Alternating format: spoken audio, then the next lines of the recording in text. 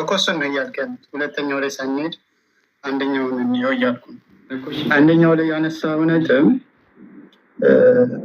ያው አንደኛው ምንድን ነው? የሁሉን ልብ የምታውቅ አንተ ጌታ ሆይ ይሁዳ ወደ ገዛ ራሱ ስፍራ ይሄድ ዘንድ በጠዋት በዚያች አገልግሎትና ሐዋርያነትን ስፍራን እንዲቀበል የመረጥከውን ከነዚህ ከሁለቱ አንዱን ሹመው ስላለ የመረጥከውን ስላለ የመረጠው ደግሞ ይሁዳን የመረጠው ኢየሱስ ስለሆነ ኢየሱስን ነው የሁሉ ልብ የምታውቅ የሚል ነው ያንተ ነጥብ። ልክ ነህ? ኢየሱስ ነው የመረጠው እንዴት ነው ሲባል ግን መራጩ እግዚአብሔር ሆኖ ሳለ እግዚአብሔር በማን በኩል መረጠ ስንል በማን በኩል መረጠ? በኢየሱስ በኩል መረጠ ማለት ነው። ስለዚህ መራጩ ማን ነው? እግዚአብሔር ነው። እግዚአብሔር እንደዛ የምትልበት ላመጣለን። እሺ ሳልጨርስ እየገባ እግዚአብሔር በማን በኩል መረጠ? በነቢያት በኩል ይመርጣል፣ በኢየሱስ በኩል መርጧል። ለምሳሌ ኤፌሶን 1:4 ላይ ካያችሁ 1:3 ላይ ካያችሁት 1:4 ላይ ካያችሁት በፊቱ ቅዱሳንና ነውር የሌለን ዓለም ሳይፈጠር በፊት ቅዱሳንና ነውር የሌለን በፍቅር እንሆን ዘንድ በክርስቶስ መረጠን። ስለዚህ እግዚአብሔር ይመርጣል። እግዚአብሔር ሲመርጥ በማን በኩል ይመርጣል ስንል በኢየሱስ በኩል ይመርጣል። ስለዚህ የመረጥከውን ሲል ማንን እየተናገሩ ነው? እግዚአብሔርን ነው እያመለከቱ ያሉት። እግዚአብሔር ነው የመረጠው ይሁዳን ሐዋርያነት። በማን በኩል መረጠ ሲባል በኢየሱስ በኩል መረጠ። ያንን ነገር እያስቀመጡ እንጂ እዛች ጋር ጌታ የተባሉ ኢየሱስ ነው ለማለት አይደለም። ስለዚህ በክርስቶስ በኩል ማን የመረጠው? እግዚአብሔር ነው። የመረጥከውን ሲል ኢየሱስ በአካል መርጧል። ነገር ግን ማን ነው እንዲመርጥ ያደረገው? እግዚአብሔር ነው። ለዛ ነው ኢየሱስ አንተ የሰጠኸኝን እያለ ሐዋርያቶቹን እሱ እንደሰጠው ይናገራል። በጎቹንም እሱ እንደሰጠው እግዚአብሔር እንደሰጠ ይናገራል። ስለዚህ እየተናገረ ያለው ስለ እግዚአብሔር ጌታ እያሉ ያሉት ስለ እግዚአብሔርን እንጂ ኢየሱስን አይደለም ማለት ነው። ምናልባት ዲያቆን ሰምተኝ ከሆነ ቀጥል። እሰማለሁ። ትሰማለህ? ቀጥል። አልሰማም? ሰምቻለሁ። እኔ አልሰማም። ትሰማለህ? ቀጥል።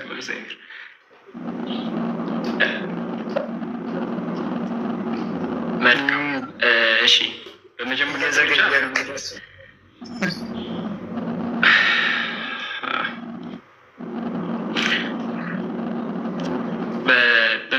ደረጃ ክርስቶስን ቅድመ ግምት ወስደህ ነው እያወራኝ ያለው። ክርስቶስን እንደ ነቢያት ክርስቶስን ከነቢያት አንዱ ነው የሚል ቅድመ ግምት ወስደህ ነው እያወራኝ ያለው ማለት ነው። ይሄ በአርጊመንትም በአመክንዮም ደረጃ የሚያስኬድ አይደለም። በሁለተኛነት ደረጃ ክርስቶስ ራሱ ሲናገር ምንድን ነው ያለው? በዮሐንስ ወንጌል ምዕራፍ 5 ላይ ኢየሱስ አባቴም ይሰራል እኔም እሰራለሁ ነው ያለው። በስልጣን እንደ ቤተክርስቲያን ወይም ደግሞ እንደ አንድ ኦርቶዶክስ እምነታችን በስልጣን አንድ ናቸው ወይም በስራ አንድ ናቸው ብለን እስከምናምን ድረስ ኢየሱስን አብን በአንድ ስራ ወይም አንድ ተግባር በሶስቱም አካላት እኩል ይፈጸም ወይም በአንድነት ይፈጸም ነገር ነው። አብን መረጥም ወይም ወልድም መረጥም ያው አንድ በአምላክነት የተመረጠ እስከሆነ ድረስ ማለት ነው። ስለዚህ በመጽሐፍ የምናየው ቀጥታ አድሬስ የምናደርገው እንደዛ ብሎ ሽፍት ማድረግ ለራሱ አይቻልም። ሐዋርያት ላይ ያየነው ሐዋርያትን የመረጣቸው እሱ ነው። ስለዚህ ሐዋርያትን የመረጥከው አንተ ተብሎ እስከተነገረ ድረስ ሊትራሊም ቃሉ የሚያስወስደን ኢየሱስን ስለመሆኑ ነው እንጂ ይህንን ኢምፕላይድ ሊወስደ ነው ኢየሱስ በኢየሱስ የሚሰራው እግዚአብሔር ስለሆነ እግዚአብሔር የተነገረው ብለን የግድ ጥቅሱን ጠምዘን እንደዛ እንዳዳ አንችልም። ሊትራሊ የወረደው እንደዛ ስለሆነ ማለት ነው። እንደወረደ ነው መረዳት ያለብን። እሺ፣ በነገራችን ላይ ኢየሱስን እንደሌላው ነብይ ነው ያየኸው ስትል እሱ ነው ነብይ ነኝ ያለው፣ እኛ አይደለንም። አንደኛ። ሁለተኛ ነገር ራሱ ጥቅሱን ነው ያመጣሁልህ። እኔ ስለ ኢየሱስ የሚናገር ጥቅስ ነው ያመጣሁልህ። ኤፌሶን 1:4 ላይ ዓለም ሳይፈጠር በፊቱ ቅዱሳንና ነውር የሌለን በፍቅር እንሆን ዘንድ በክርስቶስ መረጠናል። ያ ማን የመረጠው? የክርስቶስ አምላክና አባት ነው መረጠን እያለ ያለ። ስለዚህ የመረጠው የክርስቶስ አምላክና አባት እንጂ ኢየሱስን ቀጥታ እያሉ አይደለም። ለምሳሌ ሙሴ እስራኤላውያንን አሻገረ ሊባል ይችላል። ሙሴ እስራኤላውያንን አሻገረ ሊባል ይችላል። እግዚአብሔር እስራኤላውያንን አሻገረ ሊባል ይችላል። ሙሴ አሻገረ ሲባል ይዟቸው እየመራቸው ሄደው እሱ ነው ለማለት ነው። እግዚአብሔር አሻገራቸው ሲባል ግን እግዚአብሔር ኃይል ብርታት የሰጣቸው እሱ ነው የሚለው። ስለዚህ በክርስቶስ ክርስቶስ መረጠ ሲባል ሐዋርያቶችን በተግባር ምድር ላይ የመረጠው ኢየሱስ ነው። ግን ያንን እንዲመርጥ ማን የነገረው ሲባል ኢየሱስ እንደተናገረው ዮሐንስ ወንጌል ምዕራፍ 8 ቁጥር 40 ላይ እኔ ከእግዚአብሔር ሰምቼ የምናገር ሰው ነኝ። ስለዚህ ኢየሱስ እንዲመርጥ ኢየሱስን ሲመራ ኢየሱስ እንዲያደርግ የሚያደርገው እግዚአብሔር እስከሆነ ድረስ እግዚአብሔርን ነው ጌታ እያሉ ያሉት እንጂ ኢየሱስን አይደለም። እኔ ስለ ክርስቶስ ሊናገር የሚያመጣውልህ በእርግጥ ኢየሱስም ነቢይ በነቢይነት ውስጥ እያወሩ ያሉት ጥቅሱን ነው ጥቅሱ የሚያወራው ስለ ቅድመ ዓለም እግዚአብሔር ስለ ሀሳቡ ነው እንጂ ስለመምረጡም አይደለም። እንዲ ኤፌሶን መረጠን ነው የሚለው ስለ መምረጡ በክርስቶስ መረጠን ማለት እኮ በክርስቶስ ስለተደረገው ስራ ነው እንጂ ጳውሎስ ምናምን ብሎ አሁን ከዚህ ከአውዱ ጋር የሚገናኝ ነገር ይገናኛል። ማን የመረጠን ይላል? በክርስቶስ እግዚአብሔር መረጠን ይላል። ማን የመረጠው? በክርስቶስ እግዚአብሔር መረጠን ማለት በክርስቶስ መንገድ ወይም ደግሞ በክርስቶስ ክርስቲያን ተብለን በነዛ እንድንሆን ተዘጋጀ ነው እንጂ ማን የመረጠን ነው ያልኩህ። የጠየቅኩት ነው እግዚአብሔር ነው የመረጠው። በማን በኩል? በማን በኩል አይደለም በኩል የሚለው ነገር ስለሌለ በማን የመረጠው? በማን የመረጠው? ኤፌሶ እንደዛ የሚል ስለሌለው በማን የመረጠው? እግዚአብሔር በማን የመረጠው? በማን መረጠው የሚል የለም እዛ ላይ። በክርስቶስ ይላል። በማን መረጠው የሚል የለም አትበለኝ። በክርስቶስ እያለ በምንድን እያለ የለም አትበለኛ።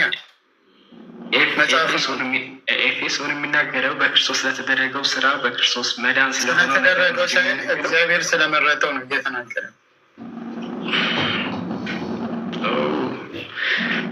በክርስቶስ ስለተደረገው ስራ ነው የሚያወራው። ወደ ሰሜን አይጠበቅብንም እኮ የዮሐንስ ማን ነው የሐዋርያ ስራ የሚናገረው እንደወረደ ነው። እሱን ነው እያልክ ያሉት። በኢየሱስ በኩል ይሁዳን የመረጠው እግዚአብሔር ነው። እሱን ነው እያልክ ያሉት። አሁን ኢየሱስ ሐዋርያቶች እንቀደም ምሳሌ ሁለተኛው ይፈተዋል። ሁለተኛው ስለሚፈታው በሁለተኛው እንረዳው። ሁለተኛው መጀመሪያ ስለማያስኬድ የሁለተኛው ነው። በሁለቱም ስለማያስኬድ ስላመጣ የመጀመሪያው ላይ ሁለተኛው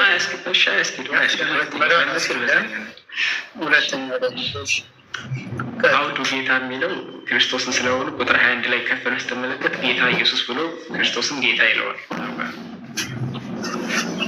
ኢየሱስን ጌታ ይለዋል። ስለዚህ ጌታ የተባለው አንድ ንግግር እስከሆነ ድረስ ጌታ የተባለው ኢየሱስ ክርስቶስ ነው ማለት ነው።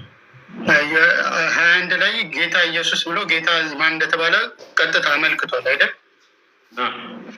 ጌታ ኢየሱስ አለ አይደል? ስለዚህ ነጥሎታል። ጌታ ኢየሱስ የተባለው ሌላ ኢየሱስ እንደሆነ የሚያሳይ አሁን እዚህ ጋር ጌታ የተባለው ኢየሱስ ነው ብትለኝ፣ አዎ ኢየሱስ ነው። ለምን ጌታ መጣው ብትለኝ፣ ጌታ ኢየሱስ በዛው ንግግር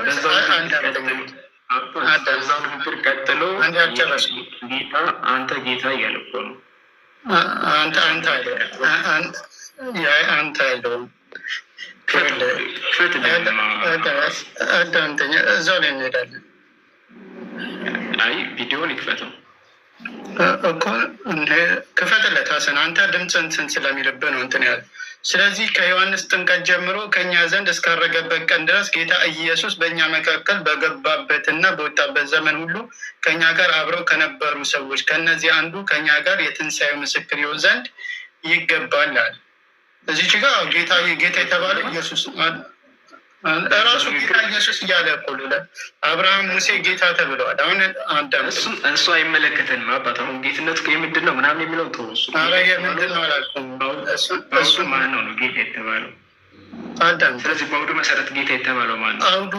አውዱ ላይ እኮ ራሱ ጌታ ኢየሱስ ብሎ አለው። እዚች ጋ እያልኩ ጌታ ኢየሱስ ማለቱ እዚች ጋ አንዴ ልጨርስ። እዚህ ጋር ጌታ ኢየሱስ ያለው አባት ቆይ ልጨርስ።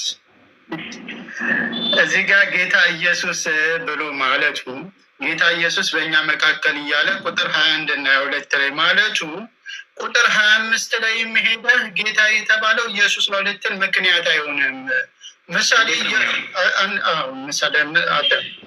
ምሳሌ አብርሃም ሳራ አብርሃምን ጌታ ብላ ትጠራው ነበራል።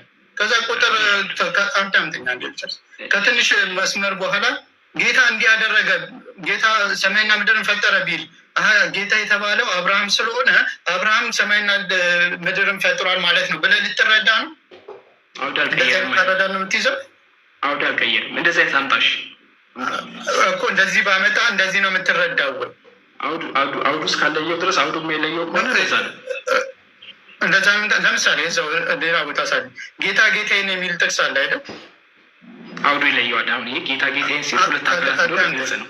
እዚህ ጋር አንዳንድ ጌታ ጌታዬን የሚለው እንደውም ሌላ ብዙ ረዥም ርቀት ሳንሄድ በአንድ መስመር ላይ ሁለት ጌታ ጌታ የተባሉ አካላቶች አሉ አይደል?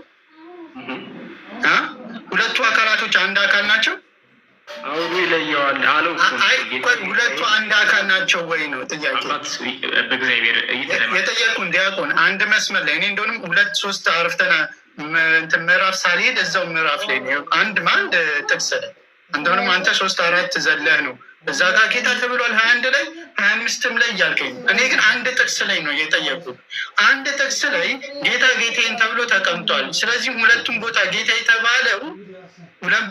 ጌታ የተባለው አንድ አካል ነው ወይም የኔ ጥያቄ። አውዱ ጥቅሱ ጨርስ አንበቡ። ያን የምትለው ጥቅስ አንበቡ። አለመሆናቸውን ይለያል የምትለው ጥቅስ። በምንድን ነው የምትረዳው? አለመሆኑ እዛው ንግግሩ ይለያል። በምንድን ነው የምትረዳው? በአውዱን አንብበህ ጌታ ጌታዬ ጠላቶችን የእግር መረገጫ እስካደርግ ድረስ በቀኝ ተቀመጥ አለው አይደል?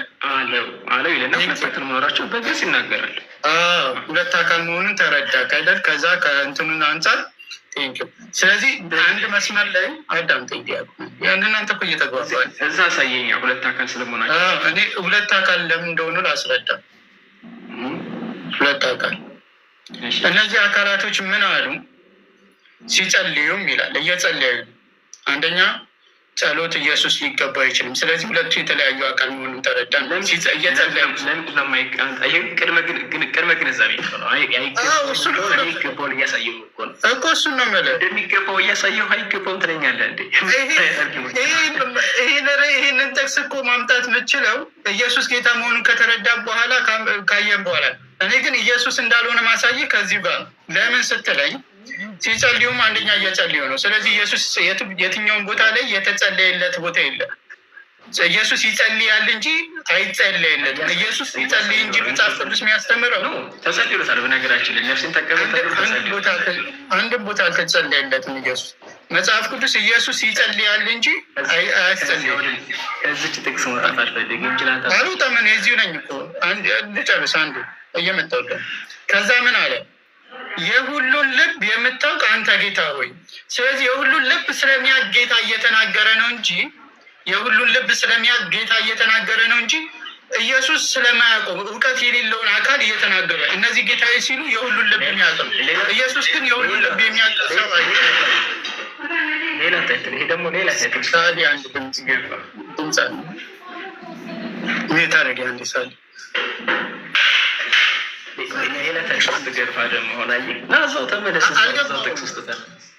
ዲያቆን እኔ የትም አልሄድኩም። እኔ ኢየሱስን ይሄ ጥቅስ እንደማይመለከተው እያሳየው ነው። ይሄ ጥቅስ ለምንድን ነው እኮ እሱ ነዋ ችግር። እዚህ ስህተት ውስጥ የከተተ እኮ ኢየሱስ ሁሉን ያውቃል ብለህ ስላመንክ እኮ ነው። ኢየሱስ ግን ራሱ አላውቅም። ራሱ አንዴ ኢየሱስ ራሱ አላውቅም። በኢየሱስ ምናውቅነት ላይ መወያየት ትፈልጋለህ? ደስ ይለኛል። እኔ በፈለግከው መወያየት ይቻላል። ግን እዚህ ጋር እያሳየ ያለው ኢየሱስን አያመልክም። ጌታ እየተባለው ኢየሱስን ሊያመለክት አይችልም።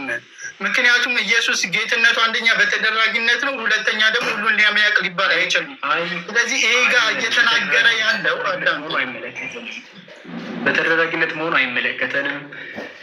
አዋቂነትን ብትል ደግሞ እኔም ሁሉን አዋቂ ነው እያልኩ ያለው አይደለም እያልኩ ነው። ደግሞ ኢየሱስ ሁሉን አዋቂ ነው። ይስሐቅ ሀቢቢ በቃ ዲያቆንም ሆነ ይስሐቅ ይህንን ጥቅስ ለዚህ ነው እኮ ከልጁ ጋራ በተደጋጋሚ ጌታ ጌታ የሚለውን ነገር ሲናገር ተው ብዬ የተናገርኩት። አሁን ሌላ መረጃ ካለ ሌላ መረጃ አቅርብና በሌላ መረጃ እናውራ። እዚህ መረጃ ላይ ያለመስማማት ትለፉ። አመሰግናለሁ። አንድ ቀን እንገናኛለን። በነገራችን ላይ የትኛውም ክርስቲያን ኢየሱስ ሁሉን አዋቂ ነው የሚል ክርስቲያን ካለ እኔ ከ10 በላይ ማስረጃ አሳያለሁ። ኢየሱስ እውቀቱ ግድብና እንዳለ እውቀት ውስንነት እንዳለ በኢየሱስ አዋቂነት ጋር ድቤት ታደርጋለህ ከዲያቆን አስነሳስ ጋር። ኢየሱስ አዋቂ ነው፣ ሁሉን አዋቂ ነው የሚል ሰው ካለ እኔ ኢየሱስ ሁሉን አዋቂ እንዳልሆነ መጽሐፍ ቅዱስ ጠቅሼ አስረዳለሁ። በጣም ብዙ ማስታወቂያ ቴዲ ዝጋራ ዲያቆን አትናቴዎስ ኢንቫይት አድርገዋል። ሁሉን አዋቂነት ላይ ድቤት ታደርጋለህ? አዎ እያልኩ ኢየሱስ እውቀቱ ውስንነት እንዳለበት ከመጽሐፍ ቅዱስ ብዙ ማስረጃዎች ፎርማል የሆነ ድቤት። አዎ እያልኩ ሪከርድ አድርጉልኝ። እዚህ ጋር ያላችሁ ወንድሞች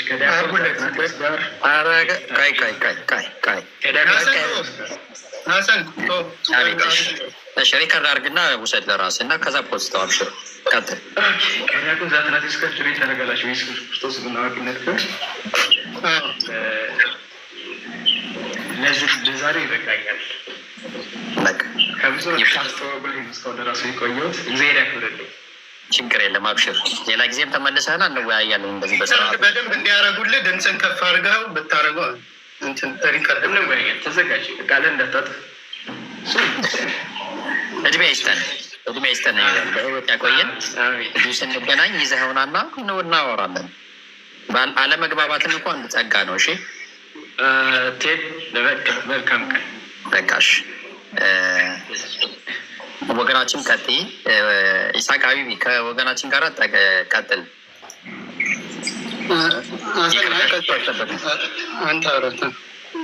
እሺ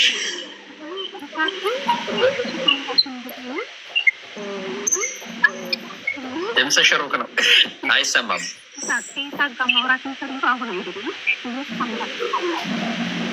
እሺ ችግር የለውም። ቀጠሮ ይይዝልሻል። ይሳቅ ማብሽር ቀጠሮ ያዝልኝ። ሀሰን አሁን አንተን አወራሃለሁ። መስዬ በለቀቀችው ርዕስ ላይ ሐዋርያቶች ኢየሱስን አምልከዋል ወይ የሚለው እና ከሀሰን ጋር ሳወራ በጣም በሪስፔክት በተሞላ እንዳንተ ያውራ ሲያስረዳም።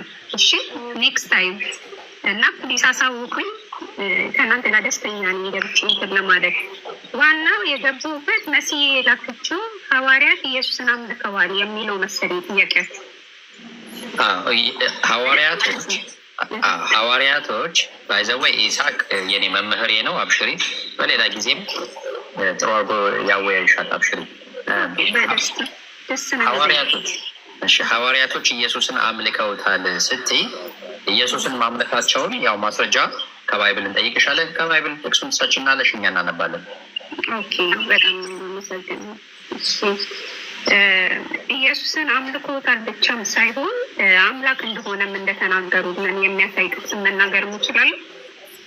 እሱን አይደለም ጥያቄው ሐዋርያቶች ኢየሱስን አምልከውታል ወይስ አላመለኩትም? አንቺ አምልከውታል የሚል ግንዛቤ ካለሽ ያን ማምለካቸውን የሚያሳይ ወይም የሚረዳሽ የሚያግዝሽ ጥቅስ ሰጥሽኛለሽ።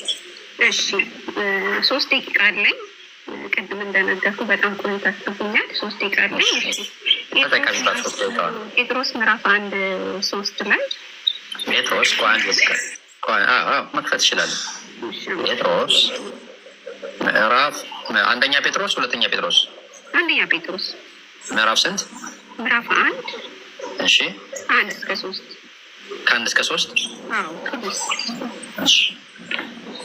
በቪዲዮ ላድርግልሽ ስከፍት ካልተበላሽ ኔትወርክ ምን ይላል? የኢየሱስ ክርስቶስ ሐዋርያ ጴጥሮስ እግዚአብሔር አብ አስቀድሞ እንዳወቃቸው በመንፈስ እንደሚቀደሱ ይታዘዙና በኢየሱስ ክርስቶስ ደም ይረጩ ዘንድ ሁለተኛ ጴጥሮስ መሰለኝ እሱ ሳይሆን የኢየሱስ ክርስቶስ ባሪያ ሐዋርያ የሆነው ስሙ ጴጥሮስ የሚለው የትኛው መጽሐፍ ቅዱስ ነው? መደበኛ ነው የምታነበው ወይስ ዋናው? ይሄ 954 ነው። ኦኬ ችግር የለም። ልቀጥል እዚሁ ላይ ወይስ ሌላ? ሁለተኛ ጴጥሮስ ላይ ሶሪ ሁለተኛ ጴጥሮስ ምዕራፍ 1 ከ1 እስከ 3 ይቅርታ። ችግር የለም።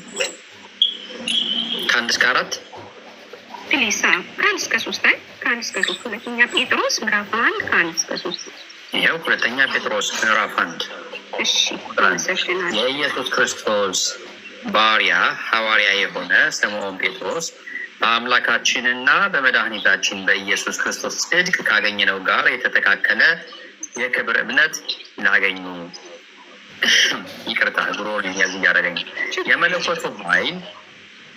የመለኮቱ ኃይል በገዛ ክብሩና በበጎነቱ የጠራን በማወቅ ለሕይወትና እግዚአብሔርን ለመምሰል የሚሆነውን ነገር ሁሉ ስለሰጠን በእግዚአብሔርና በጌታችን በኢየሱስ እውቀት ጸጋና ሰላም ይብዛላችሁ። ልቀጥል ወይስ ልቁም? እሱ ጋር አመሰግናለሁ። አሁን እዚህ ጋር እነዚህ ጥቅሶች ውስጥ አምልኮ ለኢየሱስ አምልኮ የቀረበበትን ኃይለ ቃሉ ያሳያል። አመሰግናለሁ። እዚህ ጋር እየተናገረ ያለው የኢየሱስ ክርስቶስ ሐዋርያና የሆነው ራሱ ጴጥሮስ አምላካችን መድኃኒታችን እያለ እየተናገረ ነው። ኢየሱስ አምላክ እንደሆነ መድኃኒቱ እንደሆነ ጽድቅ በሱ እንደተገኘ ግዴታ ሄዶ ሰገድኩለት እያለ አይደለም። በእርግጥ እዛ ጋ አምልኩትም ብሎ እየጻፈልን አይደለም። ነገር ግን ያስቀመጠው በኢየሱስ ክርስቶስ ጽድቅ ካገኘ ነው እያለ ነው። ጽድቅ የሚገኘው በክርስቶስ እንደሆነ አምላክ እንደሆነ የተላከ የክብር እምነት ላገኙ እያለ በእግዚአብሔር ለሚያምኑ ሕዝብ መልዕክት እያስተላለፈ ነው እና የመለኮቱ ኃይል በገዛ ክብሩ በበጎነት የጠራውን በማወቅ ይላል። አስተውለልኝ። በማወቅ ለሕይወትና እግዚአብሔርን ለመምሰል እዛ ጋር ክርስቶስን በመከተል ያለው ሕዝብ ለሕይወትና ለጽድቅ ለመኖርም ያንን ማንን ለማወቅ እግዚአብሔርን ለመምሰል የሚሆነውን ሁሉ ሰጠን ይላል። ሌላው ደግሞ በእግዚአብሔር በጌታችን በኢየሱስ ክርስቶስ እውቀት ጸጋና ሰላም ይብዛላችሁ። ደግሞ በእግዚአብሔር ነው የሚለው። ልንፈልጌ ነው ሳሳትርልን ደቂቃሽን ሳትጨርሽ ይቅርታ ታብታብ አድርጉ። ቅድም ሪፖርት ተደርጎበት የሆነ ተመሳሳይ እንትን አድርጊ ብሎኝ እንትን ያልኩት እና ታብታብ አድርጉ ለማለት ያክል ነው። ቀጥሉ። እሺ አንዴ እንግዳዋ ሳትሄድ